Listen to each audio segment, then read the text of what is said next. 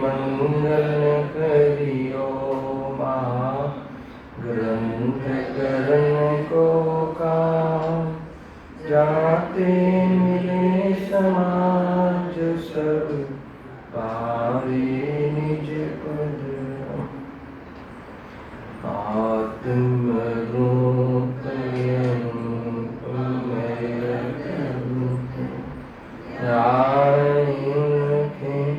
भव सिंधुतरो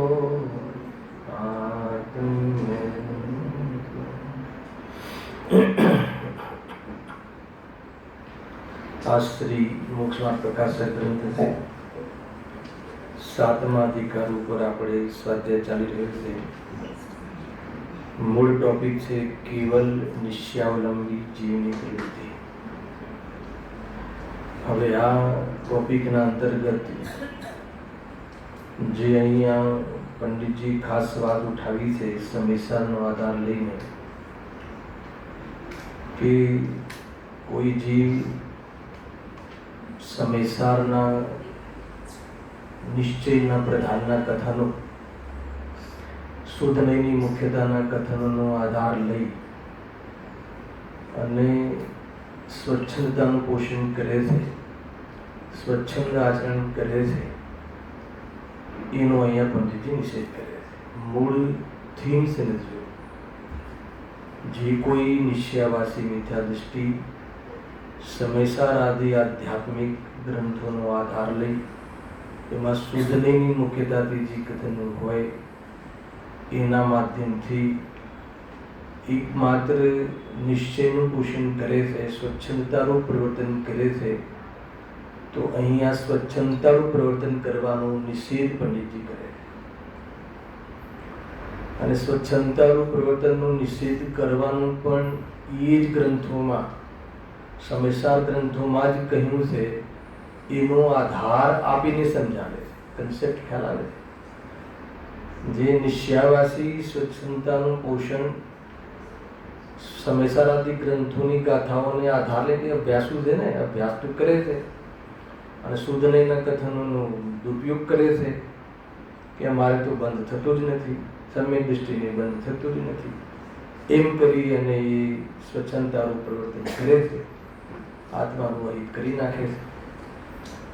તો પંડિતજી એ જ સમયસારની ગાથાઓ લઈ લઈને સમજાવે છે કે જો આજે આમાં તેને સાવધાન પણ કર્યું છે અને સ્વચ્છંદતા રૂપી પ્રવર્તનનો નિષેધ કર્યો છે। અને એના માટે અહીંયા 137 નંબરનો શ્લોક આપણે ગઈ વખતે કોટ કર્યો હતો, એની ખૂબ ચર્ચા થઈ હતી। એમાં એટલી વાત આવી હતી કે શું કામ લેવું પડ્યું, નિજરાધિકાર। નિજરાધિકારમાં તો એટલી ખુલ્લી વાત, એક પ્રકારથી શ્રદ્ધાપૂર્વકની મુખ્યતાથી વાત કે નિજરાનો ભોગ, નિજરાના ભોગ આવે ભોગમાં પણ જીવને નિજરા થાય છે। આ કથન આવીને સમ્યક દૃષ્ટિને તો ભોગોમાં પણ નિજરા થાય।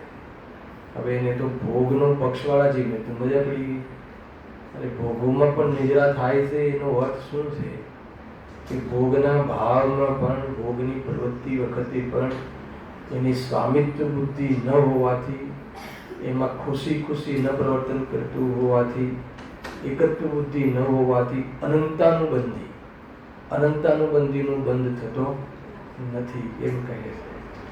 એને એ ક્વોલિટીનો બંધ થતો નથી, એ બંધનો એને અભાવ છે, ત્યાં સુધી બી સમજમાં આવી ગઈ। પણ નિજરા થાય છે એ સમજાવું, અને બંધ થતો નથી પણ નિજરા ક્યાં થાય છે, તો એની સત્તામાં જે મિથ્યાત્વ પડ્યું છે ને પ્રકારે ક્ષૌક્ષમ ક્ષૌક્ષમ સમ્યક દૃષ્ટિ હોય તો એની સત્તામાં મિથ્યાત્વ પડ્યું છે, ઉદયમાં મિથ્યાત્વ નથી। તો જે સત્તામાં મિથ્યાત્વ પડ્યું છે એ મિથ્યાત્વ રૂપથી ઉદયમાં નથી આવતું, કેમ કે સમ્યક દર્શન છે। તો પછી એ મિથ્યાત્વ જાય કેવી રીતે? અને સત્તામાં પડેલા કર્મની કોઈ વેલ્યુ નથી, એની કોઈ ઇફેક્ટ નથી આવતી, પરંતુ સત્તામાં પડ્યું તો છે ને। તો એ જે સત્તામાં જે મિથ્યાત્વ નામનું જે કર્મ પડ્યું છે એ કન્વર્ટ થઈને અન્ય રૂપે પ્રવર્તન કરીને, સમ્યક પ્રવૃત્તિ રૂપે પ્રવર્તન કરીને મિથ્યાત્વનો કોટા સત્તામાં બી ખતમ થતો જાય છે। એવી આની આત્માની એકત્વ બુદ્ધિ, આત્મ સ્વભાવની જે દૃષ્ટિ છે જ્ઞાનીને, અને ભોગોની દ્રષ્ટિ નથી, તો એવી પ્રકારની પરિણતિમાં, એવી પ્રકારની અંદરની પવિત્રતામાં નિમિત્તપણું પામીને સત્તામાં રહેલું મિથ્યાત્વ ઉદયમાં ન આવે અને અન્યનું પ્રવર્તન કરીને ખરી જાય છે, એને નિદ્રા કહેવાય. તો એ પ્રમાણે કહ્યું. તો કોઈ આનો ઉલટો અર્થ કાઢીને એમ કહે કે હું તો સમ્યક દૃષ્ટિ છું અને શાસ્ત્રમાં કહ્યું છે મને પણ કદી બંધ થતો નથી, એમ કરીને જેને ઊંચું મોં ફૂલાવ્યું છે, અહંકાર કરે છે અને પછી સ્વચ્છંદ પ્રવર્તન કરે છે, તો એને કહે છે કે એને સમ્યક દર્શન કેવું, અમે એને સમ્યક દર્શન કેવી રીતે માનીએ, એમ કહીને એ વાત પણ કહી છે. કુલ મળીને આપણે ગઈ વખતે 12મી ગાથા પણ લીધી હતી. આ અર્થમાં જ લીધી હતી કે 12મી ગાથામાં શું મર્મ છે કે જ્યારે 11મી ગાથામાં આટલી જોરદાર શુદ્ધનીની વાત કહી અને વ્યવહારનું એટલી ઉપેક્ષા કરીને વાત કરી, ઉપેક્ષા એટલે ગૌણ કરીને એટલું નિષેધ કર્યું કે અનાદિથી આ જીવને, અજ્ઞાનીને વ્યવહારનો જ પક્ષ છે. બરાબર છે. પછી કહે છે કે જીનવાણીમાં પણ હસ્તાવલંબન જાણીને એનો ઉપદેશ કરવામાં આવ્યો છે અને જીવો પણ પરસ્પર વ્યવહારની જ વાતો, ચર્ચાઓ કરે છે, પણ એ બધા વ્યવહારનું ફળ શું છે? સંસાર છે. આ વાત કહીને કેમ સંસાર છે? કેમ કે એને પક્ષોથી ધર્મ માનીને અપનાવે છે, પરંતુ એને શુદ્ધ નહીં, શુદ્ધ નહીંનું પક્ષ તો એને જીવનમાં ક્યારેય નથી આવ્યો. એટલા માટે અમે અહીંયા શુદ્ધ નહીં જ એકમાત્ર, શુદ્ધ નહીંનો વિષય ભગવાન આત્મા એકમાત્ર અનુભવવા જેવું છે, એમ કહીને શુદ્ધ નહીંની મુખ્યતાથી અમે ચર્ચા કરીએ છીએ. જ્યારે આટલી બધી ચર્ચા થઈ ગઈ, આટલી બધી વાત થઈ ગઈ, હવે સાંભળ્યું, બહુ અદ્ભુત વાત આપણે એ વખતે થોડી ચર્ચાઓ પણ થઈ હતી, તો એનો તમને કમસે કમ સમેટીએ, સમાધાન તો આવવું જોઈએ ને, કોઈ વાત ઊભી ના રહેવી જોઈએ.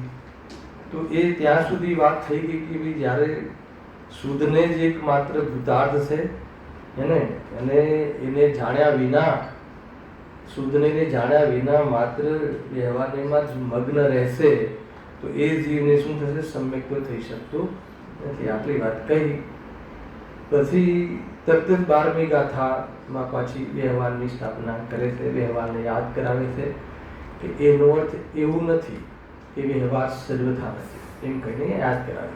એ સંબંધી થોડીક ચર્ચા, ભાવાર્થકારનો અભિપ્રાય, એમાં જે ગુરુદેવશ્રીનો અભિપ્રાય, ટીકાકારનો અભિપ્રાય, બધી રીતે આપણે આજે થોડીક સામૂહિક રૂપથી આપણે ચર્ચા કરીએ છીએ. જેથી જ્યાં જ્યાં જે જીવને કોઈ એ સંબંધી કોઈ કન્સેપ્ટ ક્લિયર ના હોય તો થઈ જાય. જો હવે વ્યવહાર નહીં, પણ કયો વ્યવહાર નહીં? જે વ્યવહારને એમને છોડવાની વાત કહી, વ્યવહારને એના પક્ષ છોડવાની વાત કહી, એ વ્યવહાર નહીં, પણ કોઈ કોઈને કોઈ વખતે પ્રયોજનમાન છે. બીજી લીટીમાં શું લખ્યું? જે આપણું પકડ ચાલે છે, સર્વથા નિષેધ કરવા યોગ્ય નથી. મળ્યું? ઉત્થાની ગાથા, 12મી ગાથાની ઉત્થાની ગાથાની ઉપર હોય ને, એમાં એમ કહ્યું કે સર્વથા નિષેધ કરવા યોગ્ય નથી. કથનચિત નિષેધ છે, દૃષ્ટિ કરવાનો નિષેધ છે, પણ એને સર્વથા નિષેધ કરવા યોગ્ય નથી. હવે આમાં કોઈ કોઈને કોઈ વખતે પ્રયોજનવાન છે, એ બધી ચર્ચા આપણે ગાથાના આધારથી અને ભાવાર્થના આધારથી થોડુંક સમજીશું, ક્યાં અને કેવી રીતે કેમ છે, કોઈ કોઈને એમાં શું લેવું, શું ના લેવું. તો મૂળ ગાથામાં શું લખી દેજો કે જે શુદ્ધને સુધી પહોંચી શ્રદ્ધાવાન થયા, બરાબર છે, તથા પૂર્ણ જ્ઞાન ચારિત્રવાન થઈ ગયા, તેમને તો શુદ્ધ આત્માનો ઉપદેશ કરનાર શુદ્ધને જાણવા યોગ્ય છે. એમને તો અશુદ્ધને કે વ્યવહારને જાણવા યોગ્ય નથી, એને તો જાણેલો એ પ્રયોજનવાન નથી. કોણે? જેને પરિપૂર્ણતા પ્રગટ થઈ ગઈ છે. પણ જે જીવો અપરમ ભાવે, બે કહ્યું ને, અર્થાત શ્રદ્ધા જ્ઞાન ચારિત્રના પૂર્ણ ભાવને નથી પહોંચી શક્યા, સાધક અવસ્થામાં સ્થિત છે, તેઓ વ્યવહાર દ્વારા ઉપદેશ કરવા યોગ્ય છે. બરાબર છે. હવે આપણે આમાં બે ફેકલ્ટી પાડીએ કે અપરમ ભાવવાળાને વ્યવહારને પ્રયોજનવાન છે. અત્યારે હાલ જાણેલો પ્રયોજનવાન છે, એ શબ્દ બી એડ નથી કરતા કે શું છે, કશું એડ નથી કરતા. પહેલા સામાન્ય કથા. ગાથાર્થમાં પણ બે પ્રકાર છે. એક ગાથાર્થમાં આટલા ખુલાસાથી ગાથાર્થ નથી, સામાન્ય ગાથાર્થ કર્યો છે. અહીંયા અપરમ ભાવની પણ પરિભાષા કરી, પરમ ભાવની પરિભાષા મૂકી, પણ અમુક ગ્રંથોમાં એ બી નથી મૂક્યો. માત્ર એમ કહ્યું કે જે હજુ જે પરમ ભાવ, એક સામાન્ય ગાથાત્મક સામાન્ય કે જે પરમ ભાવને પામ્યા છે એને તો શુદ્ધને જ જાણેલો પ્રયોજનવાન છે, એને વ્યવહારને જાણેલો પ્રયોજનવાન નથી. પરંતુ જે અપરમ ભાવને પ્રાપ્ત થયા છે, તો જે અપરમ ભાવને પ્રાપ્ત થયા છે એને વ્યવહારને જાણેલો પ્રયોજનવાન છે. આટલી વાત કહી દીધી. હવે આપણે પરમ ભાવમાં અને અપરમ ભાવમાં 14 ગુણ સ્થાન જે છે, પૂરો જીવોનું જે વર્ણન છે એ 14 ગુણ સ્થાનના અંતર્ગત છે સંસારમાં, બરાબર છે. તો 14 ગુણ સ્થાનમાં પરમ ભાવમાં કયા ગુણ સ્થાન લેવા અને અપરમ ભાવમાં કયા ગુણ સ્થાન વાળા જીવો લેવા, તો એ અગર જો એમાં પ્રકાર પડી શકે છે 2, 3, 4, 5, 6 કેટલા બી પ્રકાર પડી શકે છે. અને કે પરમ ભાવમાં કયા કયા ગુણ સ્થાન વાળા જીવને લેવા અને અપરમમાં કયા કયા ગુણ સ્થાન વાળા જીવોને લેવા, બરાબર ધ્યાન રાખજો. એનાથી આગળ બહુ વિષય ખુલી જશે અને દરેક અપેક્ષાઓને આપણે સમર્થન આપીશું. ત્યાં જે અપેક્ષાઓ કહી છે અપેક્ષાઓ આપણે સમજવી જોઈએ. જ્ઞાનીની દરેક વાત આપણે સમજવી જોઈએ, જ્ઞાનીની દરેક વાત અને દરેક જ્ઞાનીની વાત આપણે માનવી જોઈએ. બે વાત બરાબર વગેરે બરાબર. તો અહીંયા શું કહ્યું પ્રફુલભાઈ? પરમ ભાવમાં 14 ગુણ સ્થાનમાંથી જ વિભાજન કર્યું છે. તેમાં કેવી રીતે વિભાજન થશે? તો આપણે મુખ્ય 3 પ્રકાર વિભાજન કરીએ. અને જેમ કે અંતરાત્મામાં પણ ભેદ છે ને, જગન્ય, મધ્યમ અને ઉત્કૃષ્ટ અંતરાત્મા. તો એમાં બી 4થા થી લઈને 12મા સુધીમાં અનેક પ્રકારે વિભાજન કર્યું છે. કે આપણો વિષય અત્યારે એ નથી એટલે એમાં ઊંડા નથી કરતા. આપણો વિષય અહીંયા એ છે કે પરમ ભાવમાં કોને લેવા અને અપરમ ભાવમાં કોને લેવા. પરમ ભાવમાં આચાર્ય એમ કહે છે કે એને શુદ્ધને જ જાણેલો પ્રયોજનવાન છે, શુદ્ધને જ જ્ઞાતવ્ય છે, અને અપરમ ભાવ વાળાને વ્યવહારને પણ જ્ઞાતવ્ય છે, જાણેલો પ્રયોજનવાન છે. તો હવે એમાં આપણે વિભાજન કરીએ છીએ તો એક વિભાજન એવું પડે, અગર શ્રદ્ધાની મુખ્યતાથી જ વાત કરવી હોય, સમયસારમાં શ્રદ્ધાની મુખ્યતાથી વાત પ્રાય કરી છે. એને મુખ્ય રૂપથી ત્યાં પણ ઘણા વેદો બધી રીતે વાતો બધે આપે છે, પણ પ્રાયઃ શ્રદ્ધાની મુખ્યતાથી જો અગર ભેદ કરીએ તો સમ્યક દૃષ્ટિ શ્રદ્ધાની અપેક્ષાએ જોવામાં આવે તો પરમ ભાવમાં સ્થિત છે કે નથી, હે ને? પરમ ભાવ એટલે શું? પંચમ ભાવ, પારણામિક ભાવ, શુદ્ધ આત્મા, ભગવાન આત્મા, એ પરમ ભાવ. અને શ્રદ્ધાની અપેક્ષા જોઈએ તો સમ્યક દૃષ્ટિ 4થા ગુણ સ્થાન વાળો તો પરમ ભાવમાં સ્થિત છે, કેમ કે એની દ્રષ્ટિ છે, એને એક પ્રકારથી એની અનુભૂતિ છે, એને પકડમાં આવ્યું છે, એને તો પ્રગટ થઈ ગયું છે. તો એ અપેક્ષા 4થા ગુણ સ્થાન વાળાને પણ પરમ ભાવ કહી શકાય. પહેલી અપેક્ષા, એક અપેક્ષા સમજજો ચંદ્રકાંત. તો એની સામે અપરમ ભાવ કોને લેશો? જ્યારે 4થા ગુણ સ્થાનથી જ પરમ ભાવનું લીન માર્ગ કરી નાખ્યું તો પછી અપરમ ભાવમાં કોણ બાકી રહ્યો? અજ્ઞાની રહ્યો ને, માત્ર અજ્ઞાની. તો અજ્ઞાનીને પછી હવે શું લેશો? તો કે અજ્ઞાની માટે આ વ્યવહાર પ્રયોજનભૂત છે, કેમ કે એને આત્મા જે શબ્દ છે એને આત્મા શબ્દનો અર્થ જ ખબર નથી. તો એને આત્માનો અર્થ સમજવા માટે જે સમજવાનો વ્યવહાર છે એ વ્યવહારનું પ્રયોજન અજ્ઞાનીને છે. આ તમને ખ્યાલ છે? હમણાં અહીંયા ધ્યાન આપો પ્રભુભાઈ, બધી જ વસ્તુ આવી છે કે માની લો કે આ વ્યવહારની વાત ક્યાંથી ચાલુ થઈ? હવે તો બહુ કુનઈ ને બધી બહુ વાતો આવવા લાગી, ખ્યાલ આવ્યો? પણ વ્યવહારની વાત સમયસારમાં નયોની વાત ક્યાંથી આવવા લાગી? 8મી ગાથામાંથી. કારણ કે ત્યાં એ જે વાત કરીને આચાર્યદેવે 6ઠ્ઠી ગાથામાં આત્મા પ્રમતે નથી ને અપ્રમતે નથી, પ્રમતે નથી ને અપ્રમત નથી. પ્રમતને તો વ્યવહાર કહ્યો પણ અપ્રમત 14મા ગુણસ્થાનની જે અવસ્થા છે, અર્યંત, અયોગી કેલી, સહયોગી કેલી, બધી અવસ્થાઓ શું છે? વ્યવહારનો વિષય છે, વ્યવહાર છે, આત્માની શુદ્ધાત્માની અપેક્ષા. પછી 7મી ગાથામાં શું લીધું? ગુણભેદ. ભલે આત્માના આનંદ ગુણ છે પણ ગુણભેદ પણ વ્યવહાર છે. તો પછી 8મી ગાથામાં પછી અંદરમાં થયું હશે કે જ્યારે વ્યવહારને તમે એકદમ બહાર જ કાઢો છો તો પછી વ્યવહારની વાત શાસ્ત્રમાં કરીશું કામ? ત્યાંથી કાઢો. પહેલા આપણે ત્યાંથી વાત ઉઠાવી. શું કામ કાઢી કાઢો? 8મી ગાથા કાઢો. 8મી ગાથા હું ફટાફટ વાંચીશું, બરાબર? જો આ વાત છે ને ત્યાંથી સ્ટાર્ટ થાય છે. એટલે ઘણી વખત તમે આગળ પાછળની વાતો એનું તમે ગૌણ કરો તો ચાલી જાય, પણ વિશે જ ન કરવું જોઈએ. હવે ત્યાંથી જુઓ.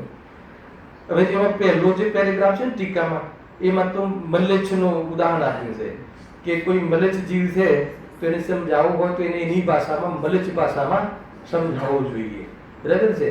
તો મલેચ્છ ભાષામાં શું સ્થાન લેવું, અહીંયા આપણે સિદ્ધાંતમાં અને મલેચ્છમાં શું લેવું એની વાત. તમારે મલેચ્છને સમજાવવો હોય, બાળકને સમજાવવો હોય તો બાળકને કોની ભાષામાં સમજાવાય? બાળકની ભાષામાં. એમાં તમે બહુ ઊંચી વાતો અને બહુ નવી વાતો કરો તો એને ના સમજાય. તો એને સમજાવવું પડે. એને માન લો કે કોઈ મીઠાઈ જેવું વ્યંજન આપવું હોય તો એકદમ એવી મીઠાઈની ભાષા હોય, મીઠાઈનું નામ હોય તો ન સમજાય. તો આપણે એની ભાષામાં કે બેટા મમ છે, આ મમ છે, આ મમ છે, તો એની ભાષામાં સમજાવવું પડે છે ને. તો એવી રીતે મલેચ્છને સમજાવવા માટે મલેચ્છ ભાષાની જરૂર છે. એના વગર એ સમજી શકતો નથી. એ તો ઉદાહરણ થયું. મારે એમાં નથી બ્રાહ્મણ સમજાવવાળો કોણ હોય? બ્રાહ્મણ. સમજાવવાળો ઉત્કૃષ્ટ વ્યક્તિ લીધો. અને કોને સમજાવવું છે? તો મલેચ્છ જીવને, હે ને. તો મલેચ્છ જીવને સમજાવવા માટે બ્રાહ્મણે કઈ ભાષા વાપરવી પડશે? વ્યવહારની ભાષા. એને મલેચ્છ ભાષા કહે છે. ખ્યાલ આવ્યો? હવે સાંભળો, હવે બહુ ઊંચી વાત મારે જે જ્યાં તમને ધ્યાન આપવાનું છે. હવે સીધી 5-7 લીટી છોડીને મૂળ સિદ્ધાંતમાં આવી જાવ. એવી રીતે મળ્યું, હે ને, 5-7 પંક્તિઓ છોડી. એવી રીતે વ્યવહારીજન પણ, વ્યવહારીજન એટલે શું લેવું છે? અજ્ઞાની, મલેચ્છ. આત્મા એવો શબ્દ કહેવામાં આવતા જેવો આત્મા શબ્દનો અર્થ છે તે અર્થના જ્ઞાનથી રહિત હોવાથી. બરાબર છે? જીવવાની કોના માટે છે? અપ્રતિબુદ્ધ માટે કે પ્રતિબુદ્ધ માટે? અજ્ઞાની રહી ગયો ને. આ તો અપ્રતિબુદ્ધને પ્રતિબુદ્ધ કરવા માટેની ગાથા. ભાઈ આ તો તમે સમાજનું જે વાતાવરણ પહેલા ચાલ્યું ને, તો સમયસાર તો કોઈ અડતું જ નથી. અને એ સમયસારને કયા ખાતામાં નાખતા હતા માલુમ છે? કે સમયસાર તો બહુ ઊંચો ગ્રંથ છે અને સમયસાર તો મુનિઓને ભણવાનો ગ્રંથ છે. તો ગુરુદેવશ્રી આવે અને એમને કહ્યું કે નહીં, સમયસાર તો અજ્ઞાનીને ભણવા માટેનો ગ્રંથ છે. હાલા હવે સમયસારમાં કહ્યું જે જ્ઞાનીઓને ભણવાનો, મુનિરાજોને ભણવાના ગ્રંથો ચરણાલીઓ, ધર્માનુસાગર ને આ જે બધા છે ને, એ બધા ગ્રંથો ભણવાના છે મોટા. અહીંયા આ ગ્રંથો બહુ જ એકદમ સામાન્ય જીવ હોય, અપ્રતિબુદ્ધ, એને ભણવાનો ગ્રંથ છે. એટલા માટે પહેલા તો આપણા વચ્ચે ખુલતો જ નતો આ ગ્રંથ. ખ્યાલ કે મારે એ બતાવવું છે કે કોની વાત છે અહીંયા? વ્યવહારી જણ પણ આત્મા એવો શબ્દ કહેવામાં આવતા જેવો આત્મા શબ્દનો અર્થ છે તે અર્થના જ્ઞાનથી રહિત હોવાથી કાંઈ પણ ન સમજતા મેઢાની જેમ આંખો ફાડીને ટગ જોઈ રહે. કોઈને કહો કે તું આત્મા છે, અરે તું આત્મા છે, તું કે શું છે આત્મા? આમ ટગર જોઈ રહે કે બતાવો તો ખરા આત્મા શું છે, હે ને. હું તો પુરુષ છું, હું તો સ્ત્રી છું. આત્મા વળી કેવી વાત ક્યાંથી આવી? હવે આત્મા જો ક્યાંથી વાત ઉઠાવે છે? આ વ્યવહાર ત્યાંથી ચાલે છે. ત્યાં એ કહેવું છે 8મી ગાથાને. 12મી ગાથામાં તો વ્યવહારનું સમાપન છે. એ બતાવું તમને કેવી રીતે સમાપન થાય છે ને ક્યાં કેવી રીતે પ્રયોજન છે ને ગુરુદેવશ્રીએ જે કહ્યું એનું શું મર્મ છે ને આગળ જે ભાવાર્થકારે કહ્યું એનું પણ શું મત છે, બધું જ સમજવું જોઈએ. અને એ વાત અહીંયા કહે છે. જો કોઈ કહે કે તું આત્મા છે, તું ભગવાન આત્મા છે, તું ગાયક છે, તેની ભાષા લઈ લો. અરે તું વિશ્વનો સૌથી મોટો મહાન જીવ છે, એવું બી ના બોલીએ આપણે. તું ગાયક છે, ગાયક છે, ગાયક છે. હવે એને ગાયક એટલે શું સાહેબ? અમને તો કોઈ ભાવ વાંચતો જ નથી. એને એવા જીવની વાત લીધી છે અહીંયા વ્યવહાર માટે. પણ જ્યારે વ્યવહાર પરમાર્થ માર્ગ પર આખ્યા પછી હવે જ્ઞાનીને અહીંયા હાજર કરે છે. પણ જ્યારે વ્યવહાર પરમાર્થ માર્ગ પર સમ્યક જ્ઞાન રૂપી મહારાજને ચલાવનાર સારથી, આ કોણ થયો? વ્યવહાર પરમાર્થ બંને માર્ગ જેને ઉત્પન્ન થયા છે. કારણ કે તીર્થની રચના કોણ કરશે? સમ્યક દૃષ્ટિ. અને સમ્યક દૃષ્ટિને બંને વ્યવહાર અને પરમાર્થ બંને પ્રગટ થયા છે. તો એના વગર તો એ કહી ના શકે. કોણ સમજાશે? તો કે વ્યવહાર પરમાર્થ જેને નિશ્ચયનો અનુભવ છે અને હજુ કહેવાનો રાગ બાકી છે, એનું નામ વ્યવહાર. શું કહ્યું? કે જેને આત્માની દૃષ્ટિ થઈ ગઈ છે એ પરમાર્થ, પરંતુ હજુ આત્માની દૃષ્ટિ થઈ ગયા પછી પણ આત્મામાં લીન થવાનો પુરુષાર્થ પૂરો નથી પ્રગટ્યો, તો એને હજુ જેની દૃષ્ટિ થઈ છે, જેની દૃષ્ટિ કરવાની છે, એનો કહેવાનો રાગ હજુ બાકી છે. એવો જીવ, એવો સારથી જીવ, એવો જ્ઞાની જીવ, ખ્યાલ સમ્યક દૃષ્ટિથી લઈને છેક મુનિરાજ સુધી બધા લઈ લેવા, એને કહેવાનો ભાવ આવે છે. શું કહેવાનો ભાવ આવે છે? જુઓ, એવા સમ્યક જ્ઞાન રૂપી મહારથને ચલાવનાર સારથી સમાન અન્ય કોઈ આચાર્ય, બરાબર, અન્ય કોઈ અથવા આચાર્ય બંને લઈ લેવા, અથવા તો આત્મા શબ્દ કહેનાર પોતે જ વ્યવહાર માર્ગમાં રહીને દર્શન જ્ઞાન ચારિત્રને જે હંમેશા પ્રાપ્ત હોય તે આત્મા છે એવો આત્મા શબ્દનો અર્થ સમજાવે છે.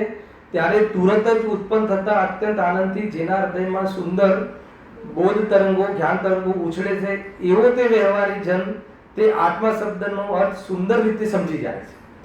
સમજણમાં આવે? આમાં કઈ સમજાવવાની જરૂર નથી ને, કે જેને આત્માનો અનુભવ થયો છે એ જ્યારે સમજાવે છે, કોને સમજાવે છે? કોને લીધો? અપરમ ભાવમાં કોને લીધો છે? આપણે એકદમ અજ્ઞાની, પહેલી જ વાર આવ્યો હોય એને પણ ખ્યાલ, પહેલી વાર આવ્યો હોય એને પણ, રોજ આવ્યો હોય એને તો ખરું જ, પણ પહેલી વાર આવ્યો હોય એને પણ આ વ્યવહાર પ્રયોજનવાન છે. અને પછી આગળ બતાવવાના છે ક્યાં ક્યાં સુધી પ્રયોજનવાન છે, અને જ્ઞાનીમાં કેવી રીતે ઘટાવી બધું પછી લઈએ છીએ. પેલા સાંભળો. એ રીતે જગત મલેચ્છના સ્થાને હોવાથી, જેને સમજાવવું છે કોના સ્થાને છે? મલેચ્છના સ્થાને, અને વ્યવહારને પણ મલેચ્છ ભાષાના સ્થાને. જેમ પેલા મલેચ્છને મલેચ્છ ભાષામાં સમજાવવું હોય છે ને, એ વ્યવહારી જનને વ્યવહાર ભાષામાં સમજાવવું પડે છે. તો વ્યવહાર ભાષામાં સમજાવવું પડે છે, ભેદ કરીને સમજાવવું પડે છે, એને એ રીતે સમજાવવું પડે છે. એના મલેચ્છના સ્થાને હોવાને લીધે પરમાત્મા પ્રતિપાદક હોવાથી વ્યવહારને સ્થાપન કરવા યોગ્ય છે, તેમજ બ્રાહ્મણને મલેચ્છ ન થવું એ વચનથી તે વ્યવહારને અનુસરવા યોગ્ય નથી. ચાલો, બ્રાહ્મણને વ્યવહાર લઈને આધાર લઈને સમજાવવું જોઈએ, પણ બ્રાહ્મણ જો મલેચ્છ થઈ જાય, વ્યવહારનો પક્ષ થઈ જાય, તો બધી મિથ્યાદૃષ્ટિ થઈ જાય.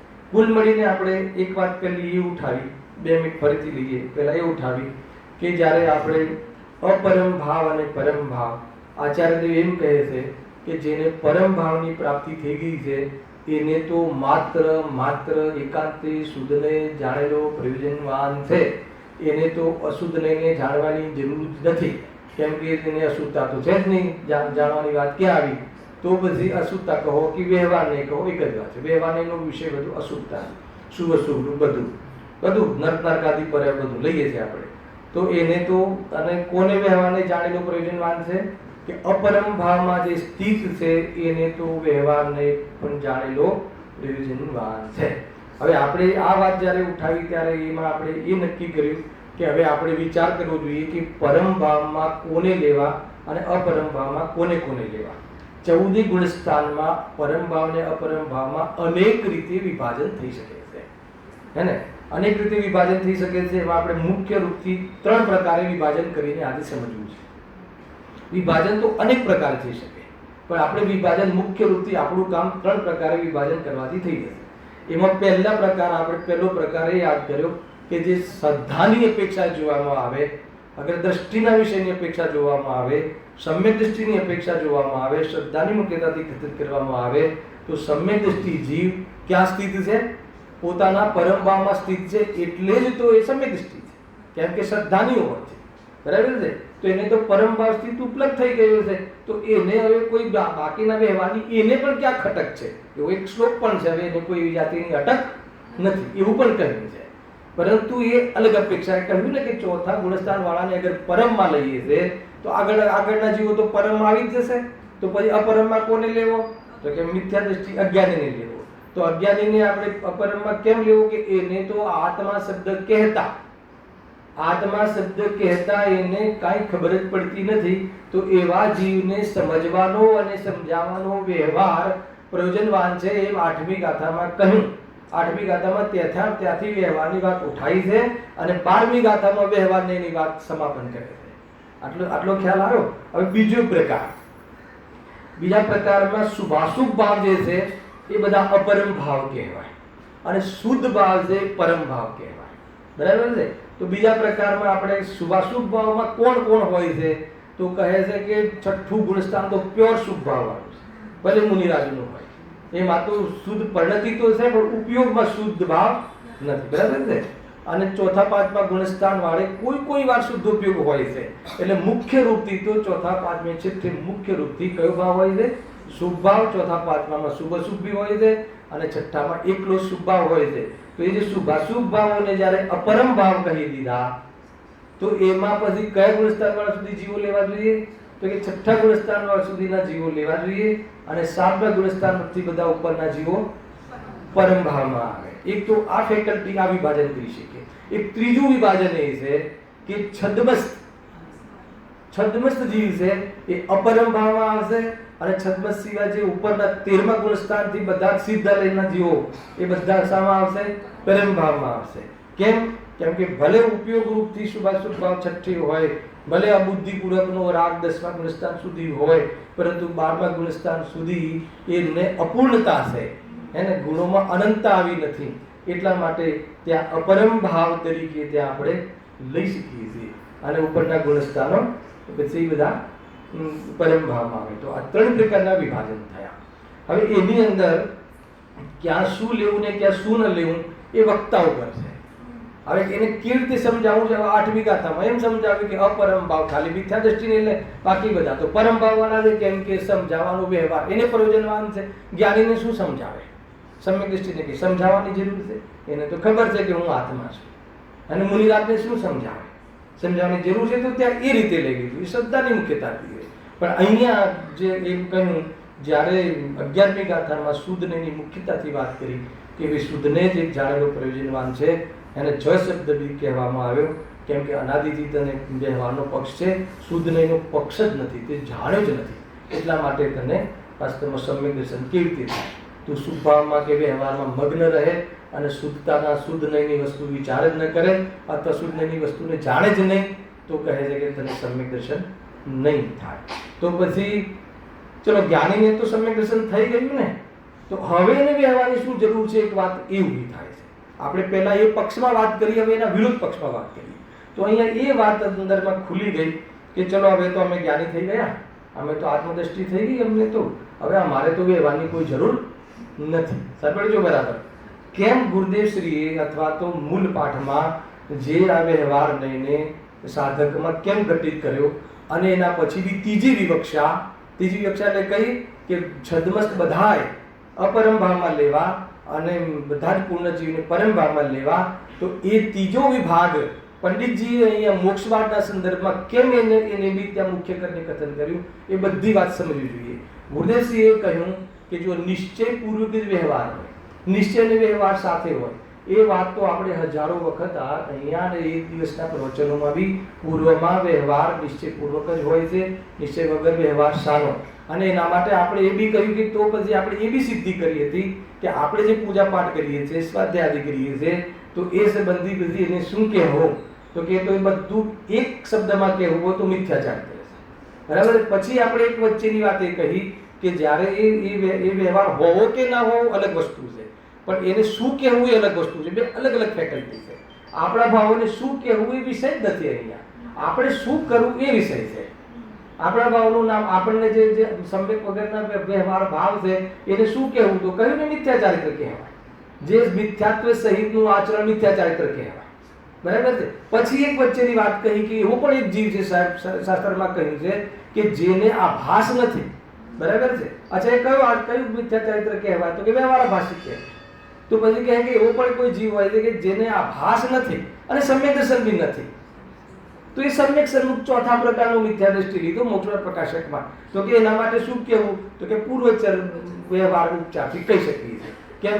એ કહેવાની વાત છે, પણ કરવું કે ના કરવું એમાં તો ભાઈ એને કરવું પડશે. આવ્યું ને, આ તો વાસ્તવમાં જે મળે જ છે એના માટે તો વ્યવહારની વાત કરવી છે.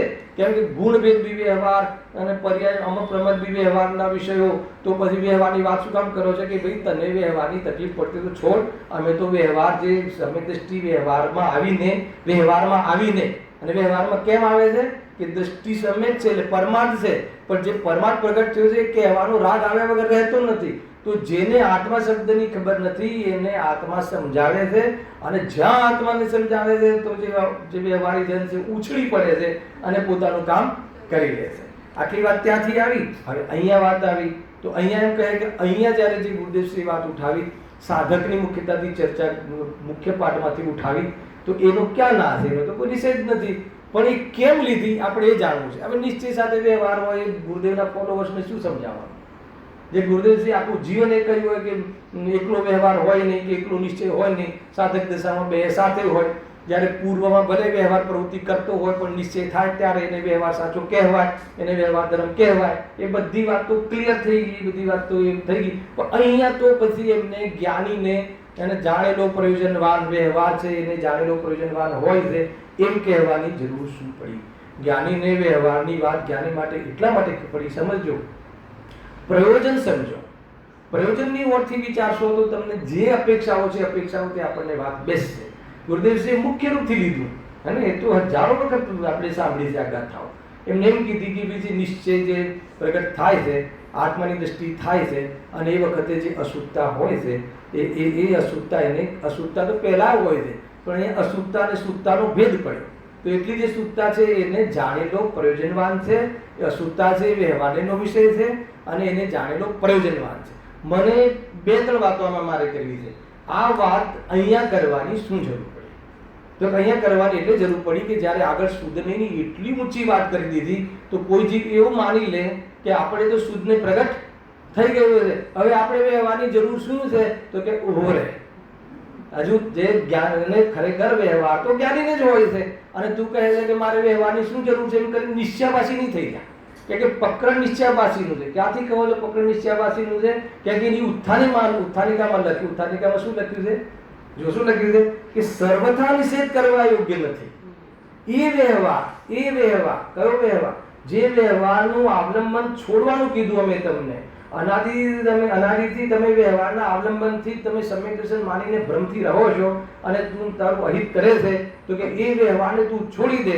પણ એ વ્યવહારનો સર્વથા નિષેધ કરવાનો પણ અહીંયા કરવો યોગ્ય નથી. એટલે કેમ લેવું પડ્યું? એમાંથી આ વાત નીકળે છે. એટલા માટે જ્ઞાનીને લીધો કે જ્ઞાનીને જો જ્યારે આત્માની દ્રષ્ટિ થાય છે, સૌપ્રથમ અનાદિ મિથ્યા દ્રષ્ટિને આત્માની દ્રષ્ટિ થાય છે, ત્યારે એને શુદ્ધતાની દ્રષ્ટિ થઈ અને અશુદ્ધતાનું જ્ઞાન થયું કે ખરેખર હજુ આટલી અશુદ્ધતા બાકી છે.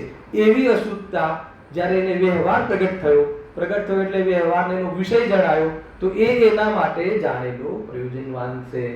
તો એમાંથી એક મર્મ એ લેવો છે કે તું અત્યારથી જ એમ કહી દે કે આપણે તો હવે આત્માની વાત સાંભળીએ છીએ, હવે વ્યવહારની શું જરૂર છે? હવે તો વ્યવહાર તો આપણે જ્ઞાનીને તો હોય જ નહીં.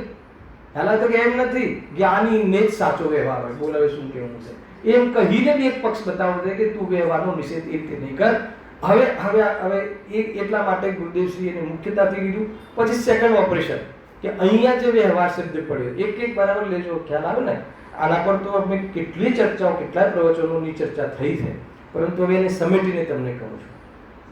હવે જ્યારે એમ કહ્યું કે ભાઈ એને તો વ્યવહાર જાણેલો પ્રયોજનવાન છે.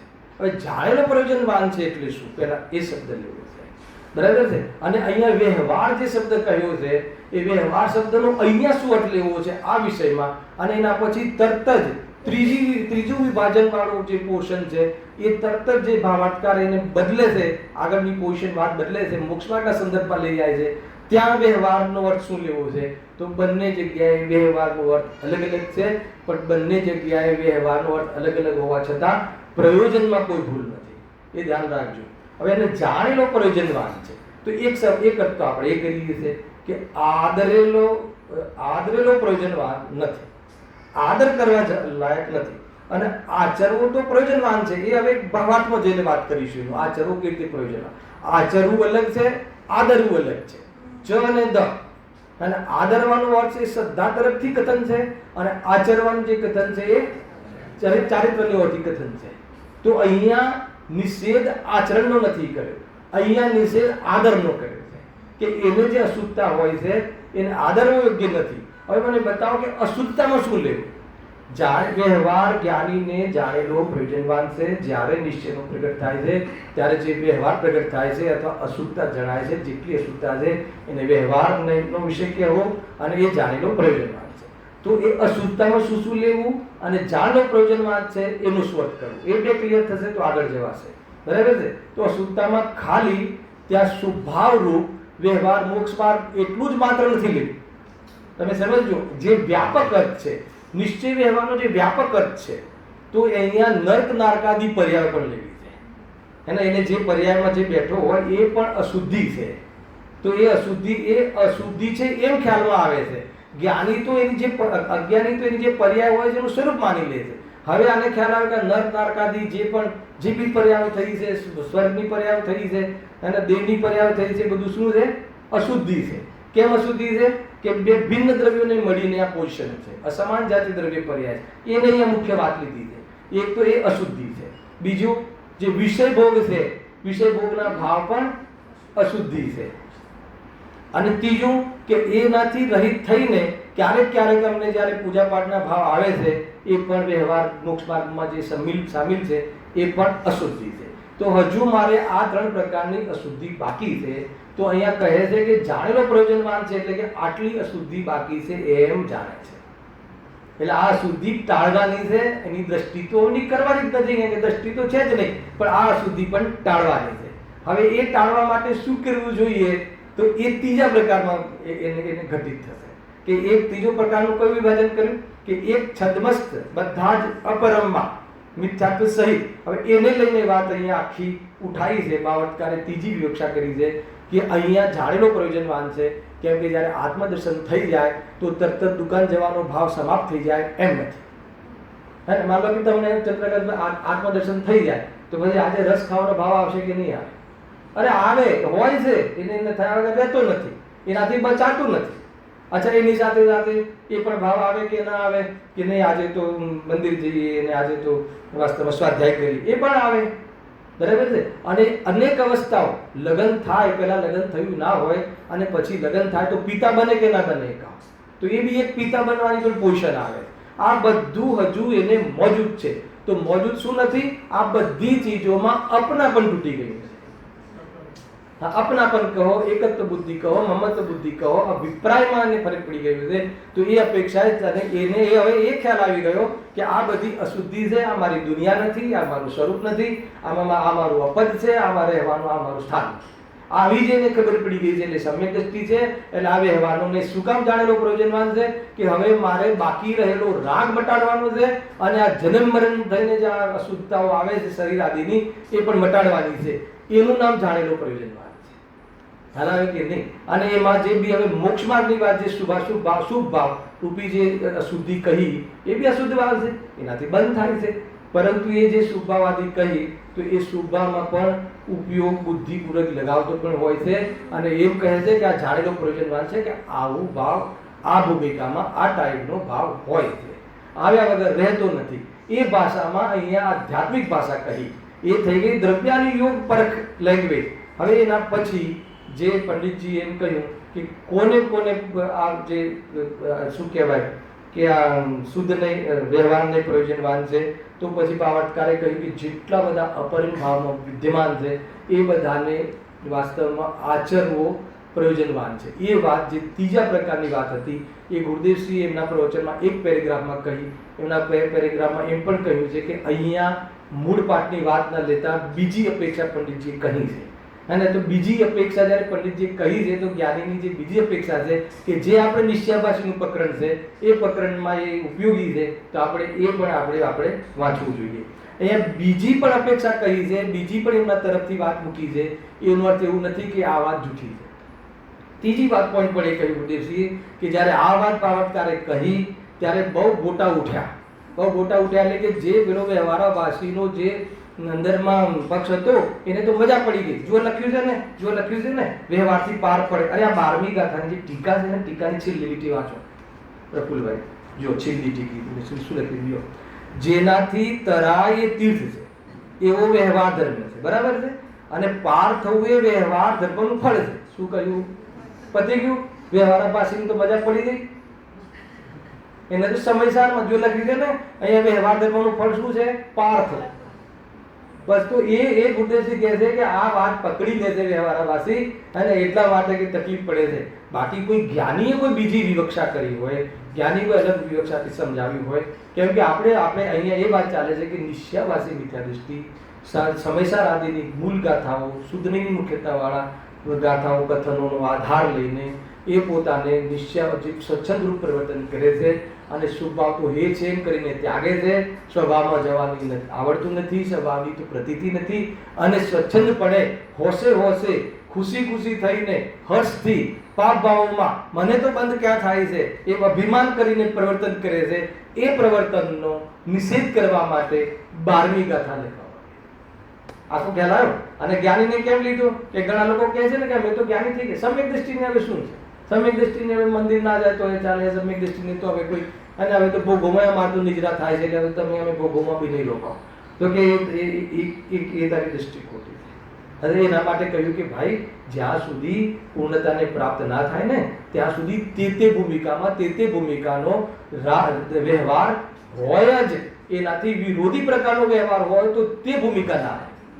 કોઈ કહે કે હું પ્રતિમાધારી છું અને એમ કહે કે એનો કોઈ બીજો પ્રકારનો એને છોકરાઓને લગ્ન કરવાનો ભાવ આવે, એને માનો કે હું 10 પ્રતિમાધારી છું અને છોકરાઓના લગ્નમાં રસ લેવાનો ભાવ આવે તો કહે છે કે તને એ ભૂમિકાનો વ્યવહાર તારો સાચો નથી, એટલા માટે તું એ ભૂમિકામાં તો ના હોય અને એ ભૂમિકાને તું માને છે એટલે તને તો સમ્યક તો ના હોય. જા આખો ખ્યાલ આવ્યો, કન્સેપ્ટ ક્યાં છે, પ્રયોજન શું છે, એકદમ બરાબર સમજો. આપણે જે રીતે અને જેટલી બી ચર્ચા થઈ બંને બાજુથી બધી બાજુથી તે અપેક્ષા બધી જ સાચી છે. હવે નિશ્ચયને વ્યવહાર સાથે જ હોય, જ્ઞાનીને સાધકને સાચો વ્યવહાર હોય, એ તો એનાથી ઉત્તમ વાત બીજી કઈ હોય, એનું તો કોઈ જગ્યા નિષેધ ના હોય. કરી કઈ રીતે શકાય? વાતે સત્ય છે ને, આપણે જેને ફોલો કરીએ છીએ એમને આખા જીવન એ જ સમજાવ્યું છે આપણને બુદ્ધેશ્રી. અને કેમ સમજાવ્યું છે મારે તો એ બતાવવું છે. કેમ કે ખરેખર જ્ઞાનીને વ્યવહાર હોય છે. કોઈ હું પોતાને કે અહીંયા પાછા કઈ ચાલે છે, પોતાને જ્ઞાની માની લે છે. હવે જ્ઞાની માની લે છે એટલે હવે મારે વ્યવહાર તો હવે શું, વ્યવહાર મારી દ્રષ્ટિમાં વ્યવહાર નથી એટલે તું જ્ઞાની, પણ તું કે મારે વ્યવહારની શું જરૂર છે તો કે તું અજ્ઞાની. વાત જ પતી ગઈ ત્યાંથી. એટલે બુદ્ધિસ્ટને કહેવું પડ્યું કે તું એમ કહે છે પણ અમે તો એમ કહીએ છીએ કે ખરેખર સાચો વ્યવહાર મિથ્યા દ્રષ્ટિનો હોતો જ નથી. સાચો વ્યવહાર તો જ્ઞાનીને હોય છે. અને તું કહે છે કે અમે જ્ઞાની એટલે મારે તો કઈ જરૂર જ નથી. અરે કાલે તમારે આપણે સુદ પંચમી ગઈ ને, જબરજસ્ત કેટલો મોટો પ્રસંગ ગયો, ખ્યાલ આવ્યો ને? અરે એ જે આગળ આવવા વાળું છે ગણધરદેવની, આમાં હું તમને બતાવીશ, એટલી જોરદાર વાત આવે છે કે ઉભા સાંભળે છે ગણધરદેવ. એક બી પ્રવચન છોડતા નથી, એક બી પ્રવચન છોડતા નથી. અને દ્વાદશના ધણી તદ્ભવ મોક્ષગામી, શું બાકી કોઈ શંકા નહીં તત્વમાં, તો બી તત્વ એ ગુણસ્થાનમાં પણ એ પ્રકારનો વ્યવહાર ત્યાં પ્રયોજન છે કે નહીં? બધી જગ્યાએ જે એંગલથી કહેવામાં આવે એ એંગલથી સમજો. એનો અર્થ કોઈ વ્યવહારનું સમર્થન છે, એનો અર્થ કે વ્યવહારને કંઈ આશરો નથી માનતા, કે વ્યવહારને કોઈ ધર્મ બનાવવાની વાત છે. આમાં વ્યવહારને ધર્મ બનાવવાની વાત ક્યાંથી આવી? આમાં તો ધર્મ બનાવવાની વાત જ નથી. પણ જ્યારે બે વિભાગ પડી જાય છે એની દ્રષ્ટિમાં, તો પરમાત્માનું પોષણ કરે છે અને પરમાત્મા જ્યારે કમજોરી આવે ત્યારે એ વ્યવહારમાં દેખાય છે એમ કહો. અને હમણાં થોડી વાર પછી એમના પંડિત જેમ કહેવાના છે કે વ્યવહાર કરે છે એને પ્રવર્તન કરે છે, પ્રવર્તન કરવું પડે. ચંડાયુગની ભાષા છે, પ્રશ્ન જ ક્યાં છે? હેલો. અને કદાચ આપણો ભાગ આનાથી બચી શકતો નથી. જે છઠ્ઠા ગુણ સ્થાનમાં આવે તો એને ઉપદેશ દેવાનો ભાવ એવી જાતિના ભાવથી બચી શકતો નથી. એટલા માટે એવી જાતિના ભાવ એના એ પ્રમાણે પ્રવર્તન બી દેખાય છે. હવે એને તમે હોય છે, કરે છે, જે બી ભાષાઓમાં જે રીતે જે વિષયો ચાલતા હોય વિષયથી તમે સમજો, એમાં કોઈ પ્રોબ્લેમ નથી. હવે હું સિર્ફ આપણી પાસે 20 મિનિટ છે, ભાવાર્થ વાંચું છું અને હું પછી કાલથી આગળ વિષય આને ચલાવીશ. કોઈ બી પ્રશ્ન થતા હોય તો તમે પ્રેમથી કરજો, આપણે એનો ખુલાસો કાલે બી કરીશું. હવે ભાવાર્થ વાંચો. પહેલામાં તો પેલું શુદ્ધતાની વાત લીધી છે, છતાં વાંચીએ છીએ એટલે એનું કન્ટિન્યુટી રહે. ક્યાં સુધી મૂળ પાઠ છે અથવા જે ક્યાં સુધી મૂળ ગાથાનો વિષય છે અને ક્યાં સુધી ક્યાંથી પછી વિશેષ છે. જો આપણે જયસેનદેવ આચાર્યની તમે ટીકા વાંચતા હોય, અમારે ત્યાં આદત છે, અમારે ત્યાં એક પદ્ધતિ છે મલાડમાં કે હું બે આચાર્યોની ટીકા વાંચું છું. આજે કોઈ બી ગાથા લઉં તો બંને આચાર્યોની. તો એમાં જે જયસેન આચાર્ય દેવની એક ખૂબી રહી કે પહેલા પેરેગ્રાફમાં તો જે મૂળમાં આચાર્ય કહ્યું હોય એ આચાર્યને સ્થાપન કરે, પછી એમાં એમને જે વિશેષ કહેવું હોય એ પછી બીજા પેરેગ્રાફમાં કહે. તો એ બી તો જ્ઞાની છે ને, તો બીજી જે વિશેષ કહ્યું એને આપણે ગૌણ કઈ રીતે કરી શકીએ? બની શકે કે વર્તમાનમાં કોઈ વક્તા હોય, કોઈ બી વિદ્વાન હોય, કોઈ બી હોય, અને કોઈ એ બીજી વિવક્ષા ઉપર કદાચ બહુ ધ્યાન ન આપ્યું હોય તો ન આપ્યું હોય, એમાં બીજી વિવક્ષા આપણે શું કામ ન સમજવી જોઈએ? એને મારો પ્રશ્ન છે. તો બધી વિવક્ષા દરેક એંગલથી સમીચિત સમજવી જોઈએ. કોઈ વખત એની મુખ્યતા ના આવી તો ન આવી, એટલે એનાથી બગડી બી નથી જતું, પણ કોઈ એની મુખ્યતા કરીને બી કથન કરતું હોય તો આપણે એ રીતે બી સમજવું જોઈએ, હે ને? એ અને જ્યાં સાવધાન કર્યું હોય ગુરુદેવસિંહ જેવા વ્યક્તિઓએ કે ભાઈ આને લઈને લોકો ખોટા અર્થ બી કાઢે છે, તો આપણે ખોટા અર્થ ના કાઢવા, પણ આ વાત ખોટી છે એમને સમજવું. અંદર ખ્યાલ આવે છે જ્યાંથી હું તમને કહું છે કે આપણે સાવધાન કરી દીધું કે આમાં તને અંદરમાં ઊંડે પક્ષ પડ્યો ને વ્યવહારનો, તો તને મીઠાશ ના આવી જવી જોઈએ. આપણી વાત આવી, અરે તારી વાત અહીંયા નથી આવી. અહીંયા કોઈ વ્યવહારના પક્ષની વાત નથી આવી. અહીંયા તો એમ કહ્યું છે કે તું સ્વચ્છંદી થઈને આળસુ થઈ અને જેમ ખીર પીધી હોય એમ ઘેર જઈને સૂઈ જાય છે કે આપણે તો બધું થઈ ગયું, આત્માની ખબર છે ને, હવે ધંધા પર જતા નથી અને આપણું કામ થઈ ગયું તો કહે છે કે તું આળસુ છે, તું વાસ્તવમાં તું આળસુ છે, તને વૈરાગ્ય નથી. એ વાત એવો જીવ પોતાને વૈરાગ્ય માની લે કે આપણે કોઈ સ્ત્રીના વિકલ્પો નથી આવતા, હે ને, અને વેપારમાં બી કોઈ ખાસ વાત નથી, હે ને, અંદરમાં એફડી થઈ ગઈ છે એટલે એ બી પ્રોબ્લેમ નથી. અને શું કરીએ હવે, બસ તો શુદ્ધાત્મા તો જવાતું નથી. તો પછી બસ કે માને જો કેટલી ઉદાસીનતા છે, કે તને ઉદાસીનતા નથી, તને આળસ છે. જ્ઞાનીઓને ધાર્મિક કાર્યોમાં એટલી પ્રસન્નતા હોય છે. 3:45 વાગ્યા સુધીના પ્રવચનમાં તો ગુરુદેવસિંહ કહે કે ભક્તિ એને પ્યોર બંધનું કારણ છે, એનાથી ક્યારે ના તરાય. અને 4 વાગે તો એવી ઝૂમીને ભક્તિ કરતા હોય તો કોઈ જીવને એમ લાગે કે આ જીવ બે બાજુ બોલે છે, અમને કોઈ પાપમાં લગાડવા છે કે શું. કોઈને એવું થઈ જાય કે આ છે શું. હવે એને સમજવું પડે છે કે નહીં. આ તો તમારી સામે છે. 4 માં 5 ક્રમમાં તે પ્રવચન એમ ચાલતું હોય કે ભક્તિ, નામ, દયાના ભાવ બધા એ છે, એ ધર્મનું કારણ નથી, એ તો મિથ્યા, એક જ તો બુદ્ધિપૂર્વક તો એ પાપ જ છે. જાઓ અને બધી 4 વાગે સૌથી પહેલા આવીને બેસે ને ઝૂમીને ભક્તિ કરે, તો એ બંનેનું જે કોમ્બિનેશન છે એ આપણને સમજવા આવવું જોઈએ. ખ્યાલ આવે ને. એ દ્રષ્ટિની પ્રધાનતાથી કથન શું છે અને આચરણની પ્રધાનતાથી કથન શું છે એ વાતની આપણને ખબર હોવી જોઈએ. અને જ્યાં વક્તા જે રીતે જે વિષય પહેલા કહેવા માંગતો હોય છે એને એ રીતે સમજવું જોઈએ. અને બીજી વિવક્ષા હોય, અપેક્ષા હોય તો આપણે ચર્ચા કરવી જોઈએ. બધી જ વાત ઓપન છે, બરાબર છે. આમાં હવે જો હું ભાવાર્થ વાંચું છું. લોકમાં સોનાના 16 વાલ પ્રસિદ્ધ છે, 15 વરસ સુધી તેમાં ચૂરી આદિ પરસયુગની કાલીમાં રહે છે, બરાબર. 15 વરસ સુધી બીજી મિક્સિંગ ધાતુ રહે છે, તેથી અશુદ્ધ કહેવાય છે. ક્યાં સુધી અશુદ્ધ કહેવાય? 12મા ગુણસ્થાન સુધી એમ કહેવું જોઈએ. અને તાપ દેતા છેલ્લા તાપથી ઉતરે ત્યારે 16 વલું શુદ્ધ સુવર્ણ કહેવાય છે. જે જીવોને 16 વલા સોનાનું જ્ઞાન, શ્રદ્ધા તથા પ્રાપ્તિ થઈ તેમને 15 વરસ સુધીનું કાંઈ પ્રયોજનવાન નથી, બરાબર. માનો કે હરિહર ભગવાનની શુદ્ધિ થઈ ગઈ, હવે એમને પ્રવચન સાંભળવું જોઈએ કે ના સાંભળવું જોઈએ? હવે એમને વહેવાનું કોઈ પ્રયોજન? અચ્છા, એમને અશુદ્ધિ હોય તો જાણેલું પ્રયોજનવાન ને. હવે તો એમને જે હોય જાણેલું પ્રયોજનવાન છે, આદરપૂર્વક જાણેલું પ્રયોજનવાન. કેમ કે એમને શુદ્ધાત્મા જાણેલું આદરણીય છે, શુદ્ધાત્મામાં લીન છે, તો આદરપૂર્વક જાણવાનું પ્રયોજનવાન છે. એટલું એમાં જ રહેવું પ્રયોજનવાન છે, એ જ એમનું પ્રયોજન છે, એમાં જ લીન રહેવું પ્રયોજન છે. હવે એમને મારી અશુદ્ધિ આટલી પહેલા હતી પૂર્વમાં, અરે સર્વજ્ઞ ભગવાન છે, પૂર્વમાં એટલી અશુદ્ધિ હતી અને આ હતું તે હતું, એ બધું તો જણાઈ રહ્યું છે, પણ હવે એ જાણવું પ્રયોજનવાન નથી. કેમ કે જાણવું કોને પ્રયોજનવાન છે? અશુદ્ધિ જાણવી કોને પ્રયોજનવાન છે? હેલો, અહીંયા મને 104 ડિગ્રી તાવ છે, જાણવું કોને પ્રયોજનવાન છે? અને એના માટે કઈ દવા વાપરવી એ જાણવું કોને પ્રયોજનવાન છે? ના ખ્યાલ આવે? આપણને તાવ છે તો એ બી જાણવું પ્રયોજનવાન છે કે આટલો તાવ છે, અને તાવની દવા શું છે? ભગવાનની તાવ જ નથી આવતો એટલે જાણવું પ્રયોજનવાન નથી. આપણને આવે છે એટલે જાણવું પ્રયોજનવાન છે, હે ને. અને એ શું કામ પ્રયોજનવાન છે? કે અશુદ્ધિ દૂર કરવી છે અને એનો ઉપાય કરવો છે.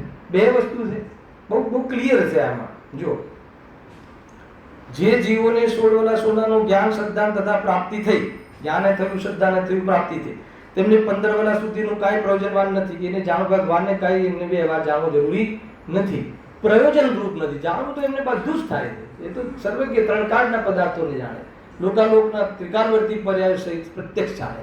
હવે એમને જાણવાનું પ્રયોજનવાળી વાત ત્યાં લાગુ નથી થતી, જાણવા છતાં. કેમ કે એમને જાણવું પ્રયોજનવાન નથી, એમને જાણવાનું કોઈ પ્રયોજન રહ્યું નહીં, તો એ જાણવું થાય છે તો જાણે છે.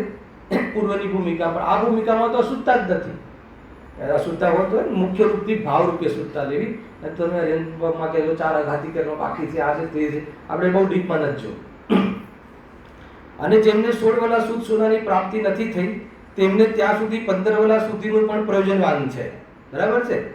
એવી રીતે આ જીવ નામનો પદાર્થ છે. જો હવે જો પેલી અશુદ્ધિ, આ જીવ નામનો પદાર્થ છે તે પૂતગલના સંયોગથી અશુદ્ધ અનેક રૂપે થઈ રહ્યો છે, બરાબર છે.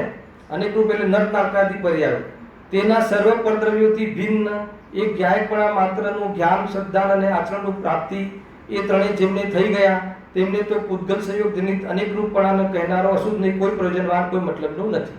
પહેલા આપણે સોનાનું ઉદાહરણ આપ્યું, પછી સિદ્ધાંતમાં ઉતાર્યું. સોનાના ઉદાહરણમાં શું આપ્યું? કે જેને સોનું શુદ્ધ થઈ ગયું હવે એને તપાવવું પડે, અને પણ જેનો ઉપયોગ પૂર્ણ થઈ ગયો, હવે એને અહીંયાથી હટાવીને અહીંયા લઈ જવું પડે, અને અંદર નારવાતું હોય તો થોડાક વ્રતોમાં જવું પડે, ન જવું પડે, કેમ કે એમને તો હવે અશુદ્ધતાનું જ્ઞાન કરવું જરૂર નથી, અને એને જાણવું એ પ્રયોજનવાન નથી.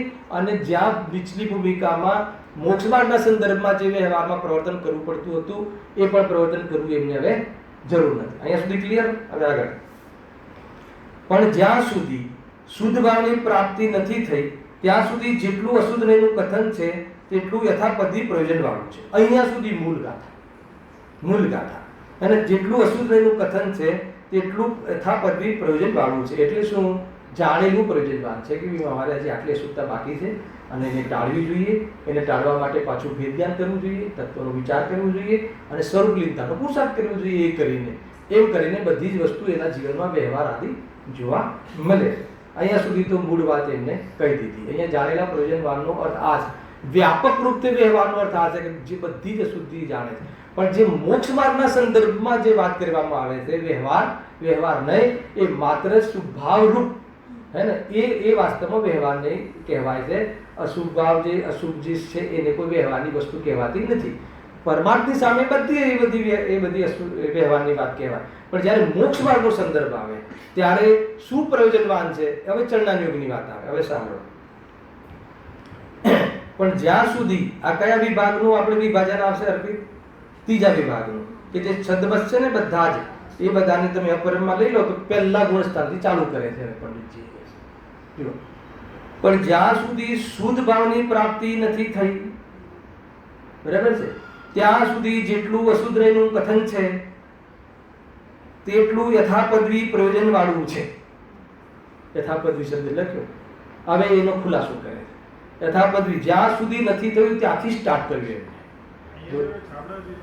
હા, અહીંયા એમને પોતાનો ભાવ વ્યક્ત કર્યો. આ ત્રીજી વિવક્ષા છે કે જો ટીકામાં શું છે, સૂત્રમાં છૂપું હોય એ કહેવું, બરાબર. ભાવાર્થમાં શું છે, ટીકામાં બી છૂપું હોય એ કહેવું. તો એનો અર્થ એવું નથી કે આ કોઈ અલગ વાત કહેવી છે. પહેલા તમે એનો વિશ્વાસ કરો. અગર એ વિશ્વાસ નહીં હોય કે નહીં આ તો એની ઘરની વાત કરી છે, એવું નથી. ઘરની વાત કોઈ જ્ઞાની ના કરે કે એ પણ જ્ઞાની છે. તમે કોઈ જ્ઞાનીની વાત માનો ને કોઈ જ્ઞાનીની વાત ન માનો, ઠીક નથી. બે જ્ઞાનીની વાત માનવી જોઈએ. અને કોઈ જ્ઞાની એ વિવક્ષાને મુખ્ય કરીને કહી, કોઈ જ્ઞાની આ વિવક્ષાને મુખ્ય કરીને કહે છે, તો એમને તો પહેલા તો આચાર્યની જે વિવક્ષા મૂળ હતી, ઓપન જે હતી, એ તો કહી દીધી. પણ હવે બીજી વિવક્ષા સાંભળો. એમ કહે છે, જો જ્યાં સુધી યથાર્થ જ્ઞાન શબ્દાની પ્રાપ્તિરૂપ સમ્યક દર્શનની પ્રાપ્તિ ન થઈ હોય, સીધું કહ્યું ને મિથ્યા દર્શન હોય, ત્યાં સુધી તો જેમનાથી યથાર્થ ઉપદેશ મળે છે એવા જીન વચનોનું સાંભળવું. આજે જીન વચનોનું સાંભળવાનું વ્યવહાર, ચિંતા નહીં કરતા, બીજો વ્યવહાર બી હમણાં ઘટિત કરશે. બધો જ વ્યવહાર ઘટિત કરશે. જીન વચનોનું સાંભળવું, ધારણ કરવું તથા જીન વચનોને કહેનારા શ્રી જીન ગુરુની ભક્તિ, જીન ભીમના દર્શન ઇત્યાદિ વ્યવહાર માર્ગમાં શું લખ્યું છે? કરવું જોઈએ. આવ્યું ને પ્રવૃત્ત થવું, એટલે પ્રવૃત્ત થવું પ્રયોજનવાન છે, એટલે કરવું યોગ્ય છે. કરવાની ભાષા છે. અને હું તો કહું છું કે કરવાની ભાષા તમારે ના બોલવી હોય તો જેને આત્માની ભૂખ લાગી છે એને ભગવાનની ભક્તિ આદિ હોય છે, એને સાંભળવાના ભાવ આવે વગર રહેતા નથી, એવા ભાવ હોય છે. હોય છે વાળી ભાષામાં બોલો તો દ્રવ્યાયુગની ભાષા થઈ ગઈ. અને જે કરવું જોઈએ, પ્રવર્તન કરે છે, પ્રવર્તવું જોઈએ એમ કરીને પ્રવર્તન કરે છે. પણ એમાં ધર્મ માનવાની વાત ક્યાં આવી? ધર્મ માનવાની વાત આવી તો એને દૃષ્ટિ છે. અને એને અસાવધાન બી કરશે કે ભાઈ તને આ બધું થાય છે ને તને ખબર પડવા લાગી, તને જ્ઞાન બી થવા લાગ્યું, તો તું આમાં પછી ઓલી લાઈનમાં ના જતો કે અમને સમજાઈ ગયું છે એને તું એમાં સંતુષ્ટ ના થઈ જતો.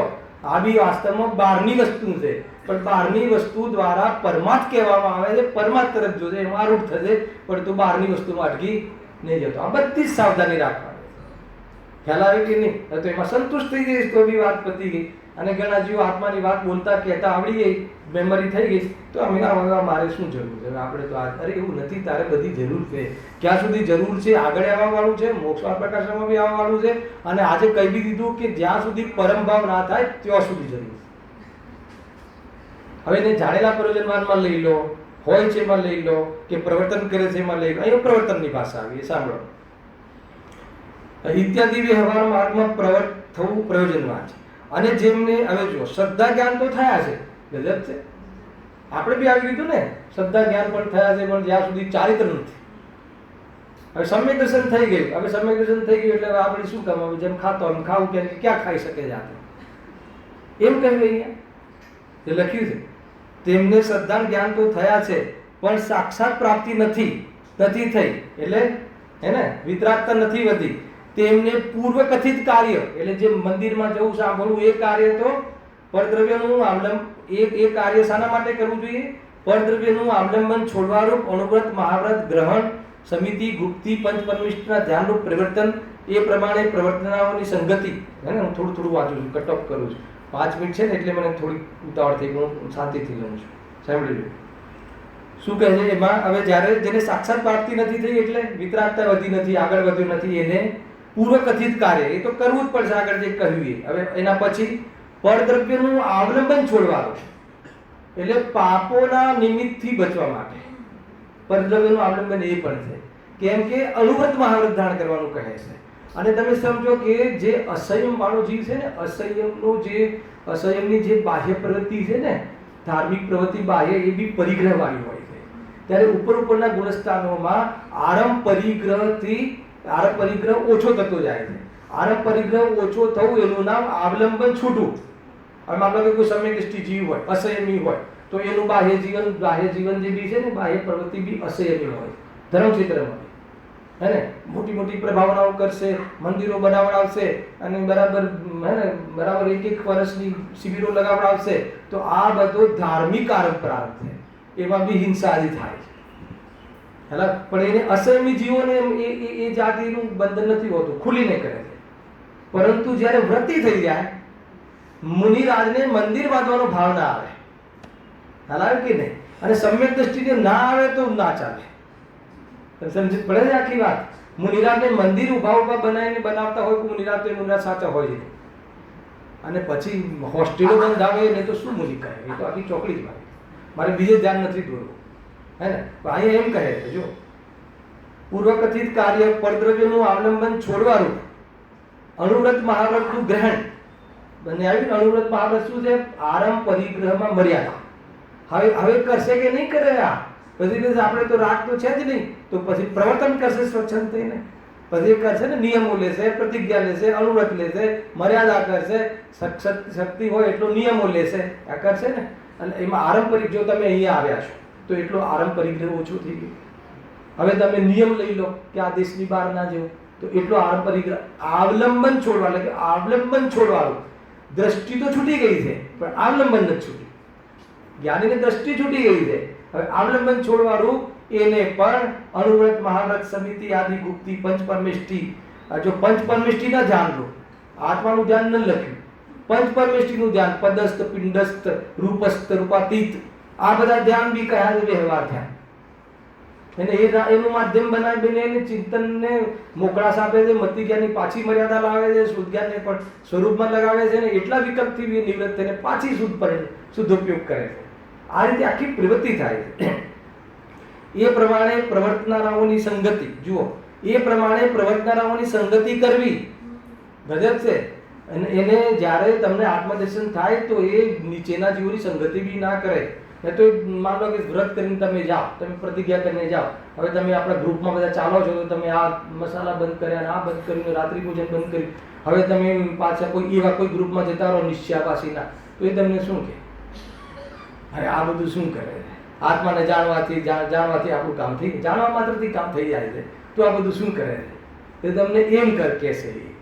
એ વાર નહીં કે નહીં, વાત સારી છે. અરે ભાઈ, એ પ્રવૃત્તિની ઓળખી કહી, અને પ્રવૃત્તિનો ઉદ્દેશ છે વિતરાગતા, અવલંબન છોડવાનો, તો એનો પણ મહિમા કરવામાં આવે છે. વ્રતોનો મહિમા એ અપેક્ષા કરવામાં આવે છે કે મહાવ્રત એટલે 3 ચોકડી કસાયનો અભાવ. એવા જીવોને એવું બાહ્ય જીવન હોય છે.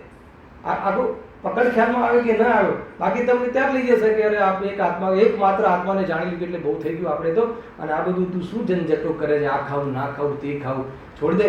એટલે અહીંયા લખ્યું કે તારે સંગતિ બી ક્યાં કરવી જોઈએ. એવી જે સંગતિ કરવી જોઈએ કે તારું જીવન ઓર પવિત્ર બને, એવી પ્રેરણા લઈ શકે. હાલા કે એ રીતે છે. અને વિશેષ જાણવા માટે પાછું આવી ગયું શાસ્ત્રોનો અભ્યાસ કરવો કે નહીં કરવો ઇત્યાદિ વ્યવહાર માર્ગમાં પોતે પ્રવર્તવું, બીજું લખ્યું છે પ્રવર્તવું, અને બીજાને પ્રવર્તાવવું. એવો વ્યવહારને એનો ઉપદેશ અંગીકાર શબ્દ, અંગીકાર કરવો પ્રયોજનવાન છે. આવ્યું ને અંગીકાર કરવું? અંગીકાર એટલે આચરવો યોગ્ય છે, આદરવો યોગ્ય નથી. એમાં તને આદર આવી ગયો, એમાં તને મહિમા આવી ગયો તો કે તું સમ્યક દ્રષ્ટિએ નથી. ખ્યાલ આવે ને? એ રીતે છે. જો આગળ વ્યવહારને કથનચિત અસત્યાત કહેવામાં આવ્યો છે. હવે એની નીચે ફૂટનોટમાં વાંચી લેજો તમે. અસત્યાત કહેવામાં આવે એટલે કે એનાથી કોઈ થઈ જશે એમ નહીં માનવું, એનાથી કોઈ સુખ કરતા કરતા સુખ થઈ જશે એમ નહીં માનવું, એ રીતે અસત્યાત કહ્યો છે. બરાબર છે? પણ જો કોઈ તેને સર્વ અસત્યાત સજાણી છોડી દે તો આવી ગયું ને આપણું પકડ જે ચાલે છે, તો શુભોપયોગ રૂપ વ્યવહાર છોડે અને શુદ્ધોપયોગની સાક્ષાત પ્રાપ્તિ તો થઈ નથી. તેથી ક્યાં જશે? ઉલટો અશુભ ઉપયોગમાં જ આવી ભ્રષ્ટ થઈ ગમે તેમ સ્વેચ્છારૂપ પ્રવર્તે તો નરકાદી ગતિ તથા પરંપરા નિબોધને પ્રાપ્ત થઈ સંસારમાં દર્શન કરે. મને બતાવો કે નહીં આપણે સ્વાધ્યાયમાં ના જવું જોઈએ તો અધિકાંશ પછી આપણે ક્યાં રહીએ છીએ? ઘરે જઈને સ્વરૂપમાં જઈએ છીએ, ઘરે જઈને સ્વાધ્યાય કરીએ છીએ અને અડધો કલાક કરીએ અને વળી પાછા લાગી જઈએ, ટીવી ટચ ચાલુ કરીએ કે પહેલી ઓવર ચાલુ થઈ ગઈ. થઈ ગયા નહીં? તો બહુ જરૂરી છે. આપણા જેવા જીવોને સત્સંગ બહુ જરૂરી છે. પ્રમાદ આવી જાય છે. હું ખાલી તમને એમ કહું ને કે યાર ચલો આપણે મળીને ચર્ચા કરીએ તો પ્રમોદ આવે, ચલો બેસીએ, અને બધી નહીં આપણે તો હવે ચર્ચા શું કરીએ, ચર્ચા થઈ ગઈ, ગુરુદેવની ભાષા બોલવા લાગેલા છે. જો ઉલટો અશુભ ઉપયોગમાં જ આવી ભ્રષ્ટ થઈ ગમે તેમ સ્વેચ્છારૂપ પ્રવર્તે તો નરકાદી ગતિ તથા પરંપરા નિબોધને પ્રાપ્તિ સંસારમાં ભ્રમણ કરે છે. માટે શુદ્ધનો વિષય જે સાક્ષાત શુદ્ધ આત્મા તેની પ્રાપ્તિ જ્યાં સુધી ન થાય ત્યાં સુધી વ્યવહાર પણ પ્રયોજનવાન છે. હવે એને જાણેલો પ્રયોજનવાન છે એમ લઈ લો કે આચરણરૂપ પ્રયોજનવાન છે એમ લઈ લો. બંનેમાં વિવક્ષા ભેદ છે, બંનેમાં નિરૂપણ ભેદ છે, બંનેમાં તાત્વિક ભેદ નથી. બંનેમાં કોઈ આચાર્ય એમ કહેવા નથી માંગતા કે એકને તું કર્તવ્ય માન ને એકને તું છોડી દે, એવું કોઈ જાતિનો કોઈ ત્યાં ઇન્ટરપ્રિટેશન નથી. એમ એવો સાધવાદમાં શ્રી ગુરુનો ઉપદેશ છે. એ પ્રમાણે કહ્યું છે. કાલે આગળ આપણું જે ચાલતો વિષય છે અનુસંધાન કરીશું. સહેજાનંદી શોધશ્વેરો